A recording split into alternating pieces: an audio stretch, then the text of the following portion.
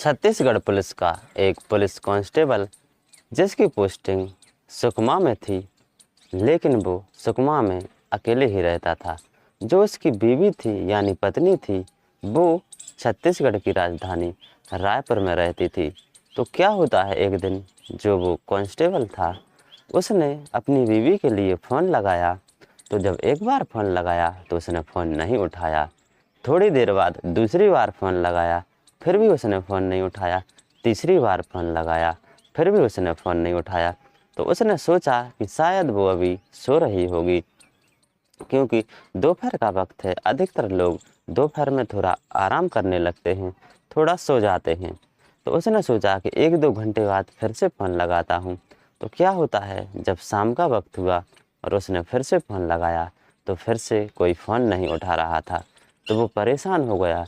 उसके दिमाग में ख़्याल आने लगा कि ना जाने कोई घटना घट गई है या क्या हुआ है कि कोई फ़ोन ही नहीं उठा रहा है। तो क्या होता है कि उसी कॉलोनी में एक पड़ोसी रहते थे, जिसका नंबर उस पुलिस कांस्टेबल के पास था। पुलिस कांस्टेबल ने उनको फ़ोन लगाया, और जब उनको फ़ोन लगाया और उनने फ़ोन उठाया तो कांस्टेबल ने कहा कि तुम मेरे घर पर जाकर देखो, कुछ गड़बड़ तो नहीं हुई है, क्योंकि मेरी पत्नी दिन भर से फ़ोन नहीं उठा रही है। तो जब पड़ोसी वहाँ पर पहुँचा तो पड़ोसी ने देखा कि घर पर तो ताला लगा है। तो फ़ोन लगाकर पड़ोसी ने कहा कि घर पर ताला लगा हुआ है। तो जो कांस्टेबल था उसने कहा, ऐसा कैसे हो सकता है, तुम झांक कर देखो अंदर। तो जब उसने अंदर झांक कर देखा तो जो देखा उसके होश उड़ गए। नमस्ते दोस्तों, स्वागत है आपका अपने यूट्यूब चैनल में। तो कैसे हैं आप सभी लोग? आशा करता हूँ आप सभी लोग बिल्कुल ठीक होंगे और स्वस्थ होंगे। ये जो मैं आप लोगों के लिए कहानी सुना रहा हूँ, ये कहानी है रायपुर छत्तीसगढ़ की। तो एंड तक बने रहिए और सुनते रहिए ये कहानी। ये बात उस समय की है जिस समय हमारे देश में टिकटॉक बहुत पॉपुलर चल रहा था, यानी आज से 3-4 साल पहले की बात है। तो क्या होता है कि रायपुर की एक औरत होती है और भदोही का एक लड़का होता है। ये दोनों ही शादीशुदा थे। जो औरत थी, इसकी शादी हो चुकी थी एक पुलिस कांस्टेबल से, और वो भी 10 साल पहले शादी हो चुकी थी। लेकिन इनका कोई बच्चा नहीं था, क्योंकि इनके बीच में अक्सर झगड़े होते रहते थे।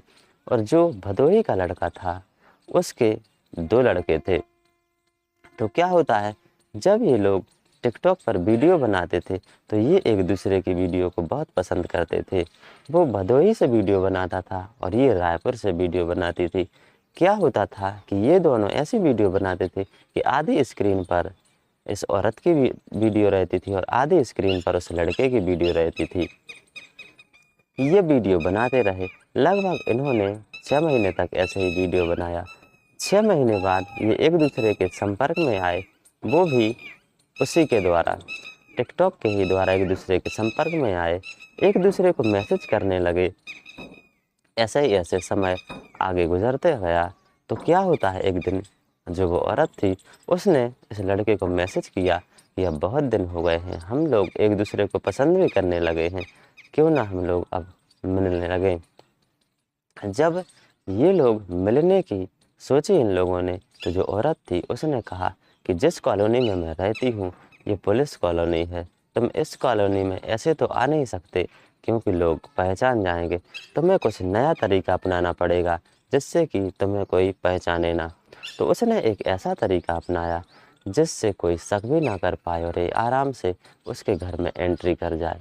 इसने, जो ये भदोही का लड़का था, ये उस समय मुंबई में जॉब कर रहा था, वो भी अच्छी सी जॉब यानी टेक्नीशियन की जॉब कर रहा था। तो वो फ्लाइट से रायपुर आया और रायपुर से उसने कपड़े खरीदे, वो भी डिलीवरी बॉय के कपड़े खरीदे, और कपड़े पहनकर ये उस कॉलोनी के गेट पर पहुंचा।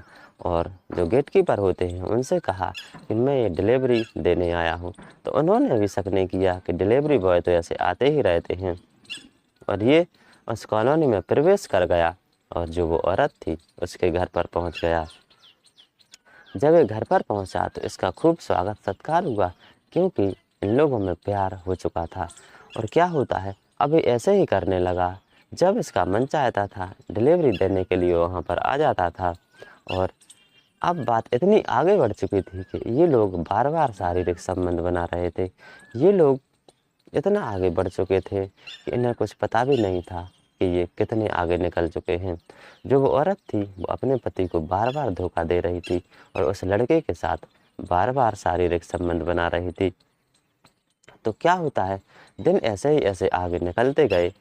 तो जो ये लड़का था ये मुंबई में जॉब कर रहा था।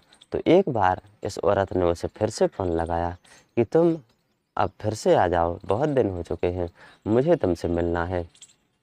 और जब ये मुंबई से रायपुर आया और रायपुर से फिर से ये डिलीवरी बॉय बनकर उसके घर पर आया, तो उस जो औरत थी उसने एक डिमांड कर दी, जिसे सुनकर इसके होश उड़ गए। इस औरत ने कहा कि अब तुम मुझसे शादी कर लो, नहीं तो मैं तुम्हें इतना परेशान कर दूंगी। मैंने तुम्हारी वीडियो बना ली, तुम्हारी फ़ोटो खींच ली और तुम्हारी एफआईआर कर दूंगी कि तुमने मेरा शारीरिक शोषण किया है। तो बहुत घबरा गया और इसी चक्कर में वो भी मुंबई से सोच कर आया था कि यदि कुछ गड़बड़ हुआ तो इसे रास्ते से हटा दूंगा। तो उसने क्या किया कि जब उसने ये बात सुनी कि ये शादी की कह रही है, तो उसने इस औरत को सबसे पहले सीढ़ियों पर से धक्का दिया, जिससे कि वो फर्श पर गिर पड़ी। और फिर वहीं पर एक कैंची रखी हुई थी, तो उस कैंची से उसने इतने बार किए इस पर, इतने बार किए जब तक कि वो मर ना जाए। और इसने उसको, जो औरत थी उसको सभी जगह पर घसीटा, जितने वहाँ पर कमरे थे सब कमरों में ले गया। और क्या किया इसने, जब ये पूरी तरह से मर गई, इसे भरोसा हो गया कि ये मर चुकी है, तो उसे अंदर ही बंद कर कर और बाहर से ताला लगाकर ये फरार हो गया। जब जो पुलिस कांस्टेबल ने फ़ोन लगाया था, जब उसके दोस्त ने देखा, तो उसने तुरंत पुलिस कांस्टेबल को बताया कि यहाँ पर तो खून ही खून डला है, लगता है तुम्हारी पत्नी की हत्या हो चुकी है। तो पुलिस कांस्टेबल ने तुरंत ही पुलिस को फ़ोन लगाया और जो वो उसका दोस्त था जो देखने आया था उसने भी पुलिस को बुलाया तुरंत। तो जब पुलिस आई तो सबसे पहले तो पुलिस ने उसके पति का फ़ोन खंगाला, उसकी सीडीआर निकलवाई, जो उसके संपर्क में था सबके नंबर की सीडीआर निकलवाई, क्योंकि पुलिस को शक था कि इसके आपसी झगड़े होते रहते थे, कहीं इसी की चालबाजी तो नहीं है। तो जब सीडीआर निकलवाई तो वो बिल्कुल फेयर पाया गया, उसकी कुछ भी गलती नहीं निकली। तो पुलिस और टेंशन में आ गई। जब पुलिस ने वहाँ के गेट तोड़े, यानी ताला तोड़ा, अंदर प्रवेश किया और पुलिस ने छानबीन करने की कोशिश की, तो वहाँ पर कुछ भी नहीं मिल रहा था। लेकिन एक ऐसी चीज़ पुलिस के हाथ लगी जिससे कि पुलिस उस आरोपी तक पहुंच गई। जो आरोपी था वो भदोही में था। जब पुलिस ने उसको पकड़ा तो आरोपी केवल एक ही बात कह रहा था कि आप मुझे केवल इतनी सी बात बता दीजिए कि आपने मुझे पकड़ कैसे लिया, मुझ पर क्या गलती हो गई जिससे कि आपने मुझे पकड़ लिया।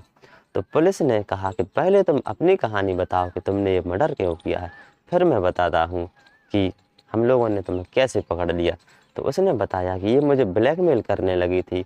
टिकटॉक के समय से ही हम लोग एक दूसरे के संपर्क में आए और कई बार शारीरिक संबंध बनाया, लेकिन अब ये शादी के लिए फोर्स कर रही थी और मैं शादी करना नहीं चाहता था क्योंकि मेरे बीवी बच्चे हैं, मैं अपने बीवी बच्चों से बहुत प्यार करता हूँ, इसलिए मैंने उसे मौत के घाट उतार दिया।